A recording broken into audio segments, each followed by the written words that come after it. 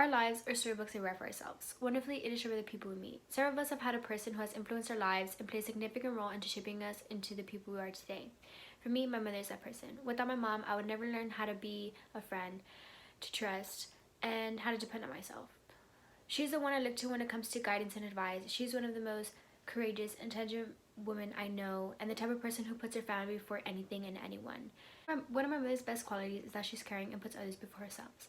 For example, there have been moments in my life where I questioned why my mother was the way she was when it came to certain things, but the older I got, the more I understood. She was being strict on me not only to protect me, but to understand the consequences it came with. There was a time that I listened to her advice, but at the same time I really didn't.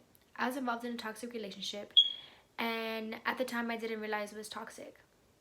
And instead of getting out of it right away, I continued, and it just ended up with me getting hurt and losing what my worth really meant.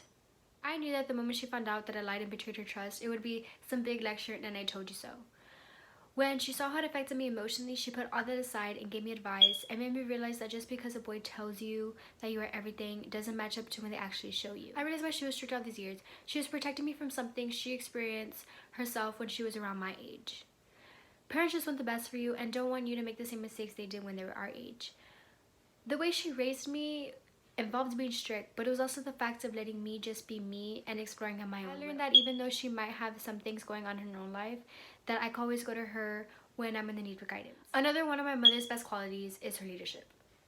My mom has always been self-driven when it came towards her academics and career. For example, 2 years ago, my mom applied for an administration job at a high school, and after trying so hard and many interviews, she got it.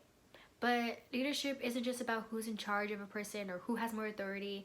It's about a person who has good communication skills, confidence in her decisions and actions, responsibility, honesty, and a team member. The qualities didn't just pertain to her work, it pertained to her everyday life. She raised me and my brother on her own, and she took the roles of a mother and a father.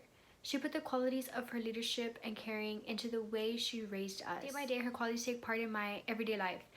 Like, for example, school and work.